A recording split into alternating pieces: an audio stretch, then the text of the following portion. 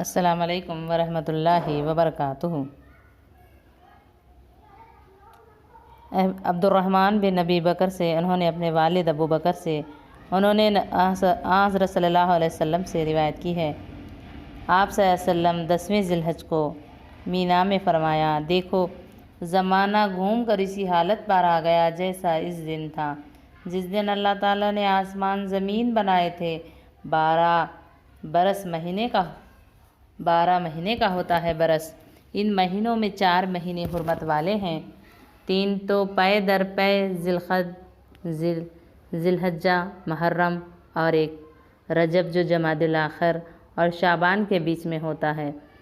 بتلاؤ یہ مہینہ کون سا ہے؟ ہم نے کہا اللہ اور اس کا رسول بہتر جانتا ہے۔ آپ خاموش ہو رہے، اتنا کہ ہم سمجھے کہ شاید آپ اس مہینے کا نام اور کچھ رکھیں گے۔ پھر آپ نے فرمایا، کیا یہ ذی الحج کا مہینہ نہیں ہے؟ ہم نے کہا بے شک ذی الحج کا مہینہ ہے۔ پھر آپ نے پوچھا، یہ شہر کون سا شہر ہے؟ ہم نے کہا اللہ اور اس کا رسول خوب جانتا ہے۔ پھر آپ خاموش ہو رہے، اتنا کہ ہم کو گمان ہوا شاید آپ اس شہر کا اور کوئی نام رکھیں گے۔ آپ نے فرمایا، کیا یہ مکہ شہر نہیں ہے؟ ہم نے کہا بے شک یہ مکہ کا شہر ہے۔ پھر آپ نے پوچھا، یہ دن کون سا دن ہے؟ ہم نے کہا اللہ اور اس کا رسول خوب جانتا ہے۔ اس کے بعد آپ خاموش رہے، ہم سمجھے شاید آپ صلی اللہ علیہ وسلم اس دن کا اور کچھ نام رکھیں گے۔ پھر فرمایا، کیا یہ یوم النحر نہیں ہے؟ ہم نے کہا بے شک یوم النحر ہے۔ آپ نے فرمایا، تو یہ سمجھ لو تمہاری جانیں، تمہارے مال و اسباب۔ ابن سیرین نے کہا میں سمجھتا ہوں۔ ابن ابی بکر نے یہ بھی کہا، ہماری عزت آبروئیں سب ایک کی دوسرے پر حرام ہیں، جیسے اس دن کی حرمت ہے اس شہر میں، اس مہینے میں، اور تم عنقریب اپنے رب کو ملنے والے ہو۔ وہ تمہارے اعمال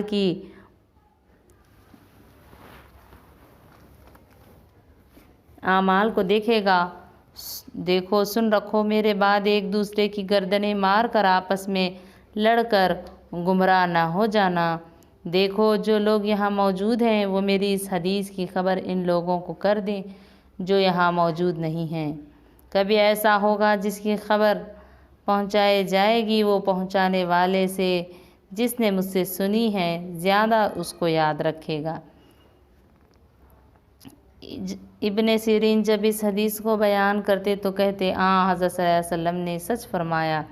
اس کے بعد آپ نے فرمایا، دیکھو خبردار، میں نے خدا کا حکم پہنچا دیا۔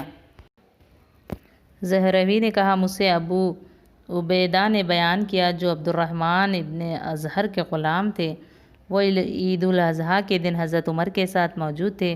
حضرت عمر نے پہلے نماز پڑھائی، پھر خطبہ سنایا، پھر کہنے لگے، لوگو حضرت صلی اللہ علیہ وسلم نے ان دونوں عیدوں کے عید الفطر اور عید الاضحیٰ میں روزہ رکھنے سے منع فرمایا، کیونکہ عید الفطر تو وہ دن ہے جب لوگ رمضان کے روزے رکھ کر روزہ کھولتے ہیں، اور عید الاضحیٰ کا دن تمہارے قربانی کھانے کا دن ہے۔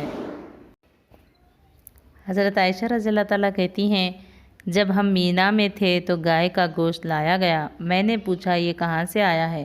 لوگوں نے کہا، حضرت صلی اللہ علیہ وسلم نے اپنی بیویوں کی طرف سے ایک گائے کی قربانی کی ہے۔ برا بن عازب سے انہوں نے کہا، میں نے حضرت صلی اللہ علیہ وسلم سے سنا، آپ صلی اللہ علیہ وسلم عید الاضحیٰ کے دن خطبہ فرما رہے تھے، فرماتے تھے، اس دن پہلے ہم کو نماز پڑھنا چاہیے، پھر نماز سے جا کر قربانی کرنا۔ جو کوئی ایسا کرے وہ ہماری سنت پر چلا، اور جس نے نماز سے پہلے قربانی کر لی اس نے گوشت کی بکری اپنے گھر والوں کے لیے کاٹی، قربانی ادا نہیں ہوئی۔ اللہ تعالی ہمیں صحیح طور پر قربانی ادا کرنے کی توفیق عطا فرمائے، اور ہماری قربانیوں کو بے انتہا قبول مقبول فرمائے، ہمارے لیے ثواب کا ذریعہ بنائے۔ وآخر الدعوانا الحمدللہ رب العالمین۔ السلام علیکم ورحمۃ اللہ وبرکاتہ۔